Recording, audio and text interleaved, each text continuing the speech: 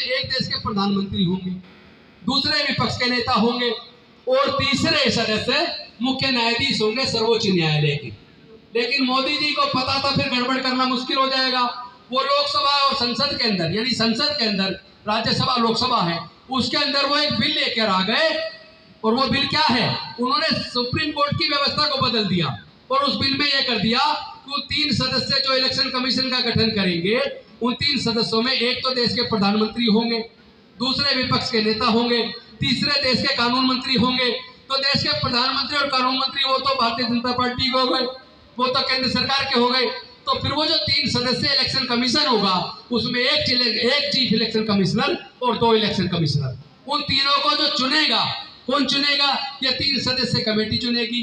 3 सदस्य कमेटी में बहुमत किसका है? बहुमत बीजेपी का है, क्योंकि उसमें प्रधानमंत्री और कानून मंत्री दोनों बीजेपी के हो गए। तो वो दोनों मिलकर जिसको चीफ इलेक्शन कमिश्नर बनाना चाहेंगे उसको बना देंगे, बाकी 2 इलेक्शन कमिश्नर भी जिसको वो बना चाहेंगे बना देंगे। तो ऐसी क्या वजह थी कि जो व्यवस्था सुप्रीम कोर्ट ने इलेक्शन कमीशन के गठन की बनाई थी, उसको क्यों इन्होंने संसद के अंदर एक बिल लाकर उसको बदल दिया? ये चोरी क्यों हो रही है? इसीलिए हो रही है क्योंकि ये लोग जानते हैं कि ईवीएम के द्वारा ये चुनाव जीत सकते हैं। इन्होंने जितने वायदे किए थे, एक भी वायदा पूरा नहीं किया, इसलिए ये बैलेट पेपर से चुनाव नहीं जीत सकते। क्योंकि 2014 में इन्होंने वादा किया था कि अगर ये जीत जाएंगे तो हर साल 2 करोड़ रोजगार देंगे। मैं आप सबसे पूछ रहा हूं, इन्होंने 2 करोड़ रोजगार दिए या छीन लिए? छीन लिए। इन्होंने कहा था महंगाई कम कर देंगे, इन्होंने महंगाई कम की या बढ़ा दी? इन्होंने कहा था 35 लीटर पेट्रोल देंगे।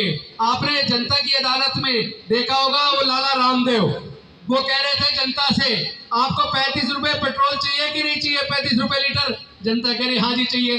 अब जब सरकार बन गई तो वो 35 रुपए लीटर मिलने के बजाय कितने रुपए लीटर मिल रहा है? 100 रुपए लीटर मिल रहा है। तो मोदी जी ने तो ये भी कहा था कि भारत के रुपए की वैल्यू अमेरिका के डॉलर के भी बराबर हो जाएगी। लेकिन वैल्यू बराबर होना तो दूर है, डॉलर की वैल्यू और भी कई गुना बढ़ती चली गई। तो महंगाई बढ़ रही है, बेरोजगारी बढ़ रही है, नोटबंदी लाकर जो छोटे मोटे उद्योग थे वो भी तबाह कर दिए। और जो इनका दोस्त है अडानी, जो उस वक्त 208वें स्थान पे था, वो दुनिया में उसे दूसरे स्थान पे ले आए।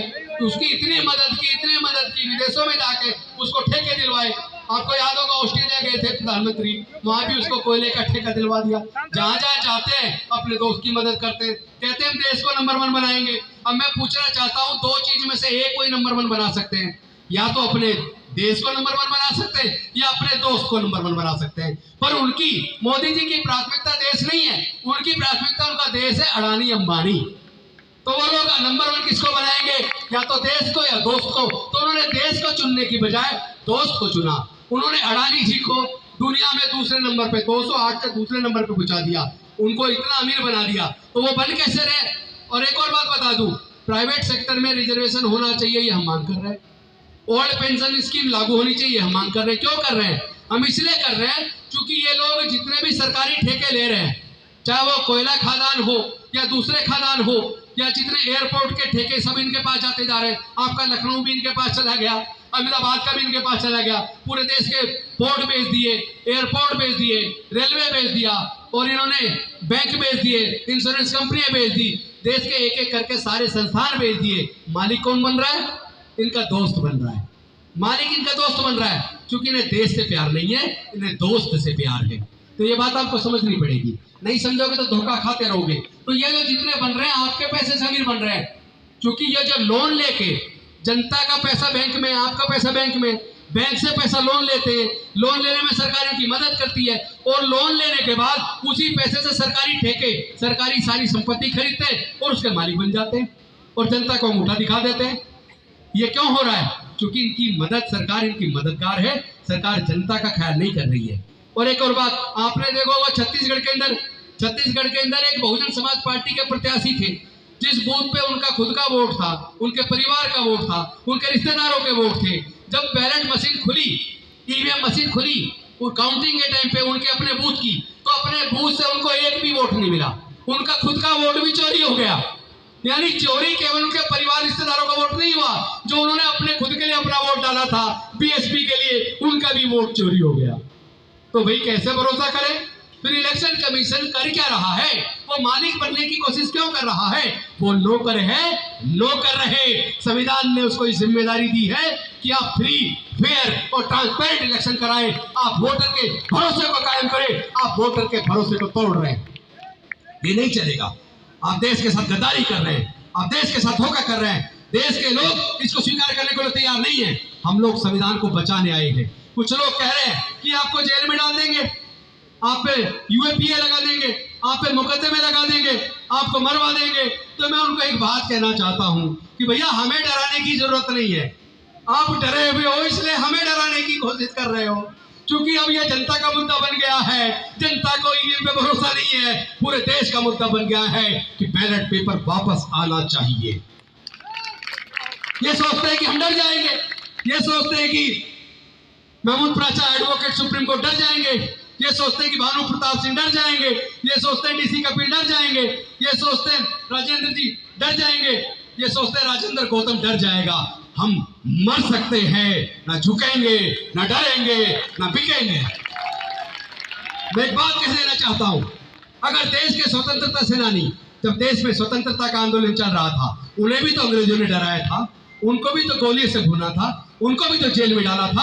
अगर हमारे देश के स्वतंत्रता सेनानी डर जाते, अगर वो आजादी का आंदोलन ना चलाते, तो क्या हमें आज आजादी मिलती?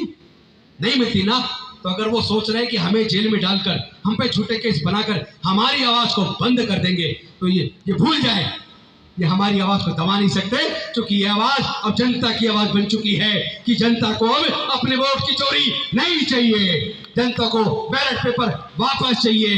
क्योंकि डॉक्टर बाबा साहब अम्बेडकर जी ने हमें जो वोट का अधिकार दिया, मैं आपको बता दूं, ये वोट का अधिकार इतनी आसानी से नहीं मिला है। जब भारत आजाद होने वाला था, संसद संवैधानिक सभा के अंदर इस बात पे चर्चा चल रही थी कि अब अंग्रेज जाने वाले हैं, वोट का अधिकार किसको मिलना चाहिए। तो आपको जान के ताजुब होगा, संविधान सभा के ज्यादातर सदस्य वोट का अधिकार केवल बड़े पूंजीपतियों को जो इनकम टैक्स पे करते हैं उनको देना चाहते थे, या जो ग्रेजुएट हैं उनको देना चाहते थे, या जो बड़े जमींदार हैं उनको देना चाहते थे। तो देश के अंदर जो दलित, पिछड़े, आदिवासी थे या महिलाएं थी, उनको मनुस्मृति में पढ़ने का अधिकार नहीं था, उनको व्यापार करने का अधिकार नहीं था, उनको संपत्ति का अधिकार नहीं था। तो जब पढ़ने का अधिकार ही नहीं था तो ग्रेजुएट कैसे बनते? इसका मतलब 95% लोगों को संविधान सभा के सदस्य वोट का अधिकार देना नहीं चाहते थे। और चूंकि उन्हें संपत्ति का अधिकार नहीं था, व्यापार का अधिकार नहीं था, तो वो व्यापारी नहीं बन पाए, तो इनकम टैक्स पेई भी नहीं बन सकते थे, तो जमींदार भी नहीं बन सकते थे। इसका मतलब देश में 95% लोगों को संविधान सभा के सदस्य वोट का अधिकार देना नहीं चाहते थे।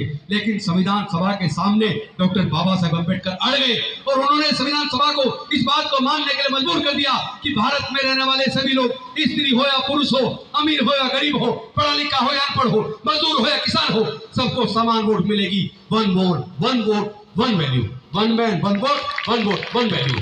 तो ये जो अधिकार बड़ी मुश्किल से डॉक्टर बाबा साहब अम्बेडकर ने हमें दिया, ये सरकारें घबरा गई है, भारतीय जनता पार्टी घबरा गई है, मोदी जी घबरा गए हैं, क्योंकि उन्होंने 2014 के अंदर चुनाव से पहले जो वायदे किए थे, बहुत हुई महंगाई की मार, अब की बार मोदी सरकार, बहुत हुआ महिलाओं पे वार, अब की बार मोदी सरकार, काला धन वापस आएगा, अच्छे दिन आएंगे, अच्छे अच्छे सपने दिखाए और सपने दिखाकर फिर उनके सपने में आके डराने लगे।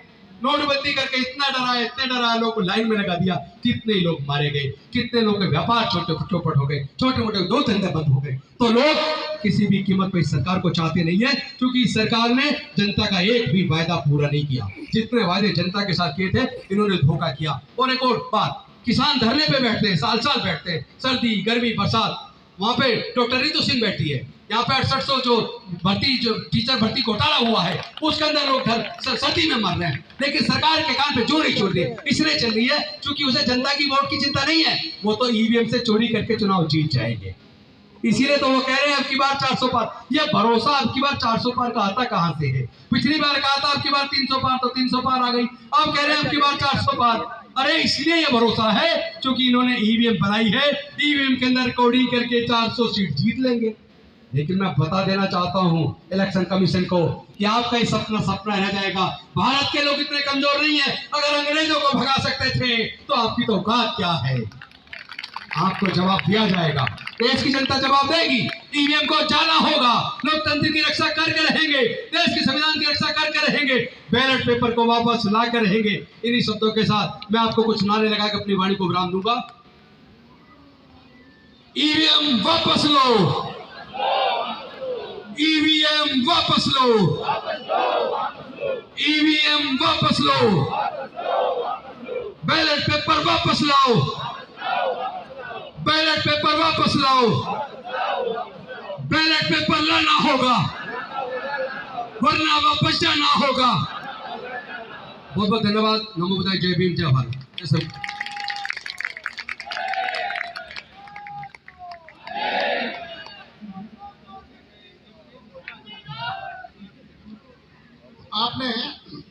आप सब देखते रहे जनता इको गार्डन लखनऊ से इन प्रकाश बाबू।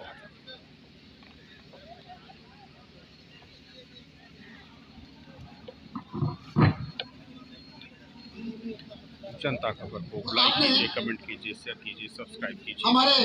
धन्यवाद।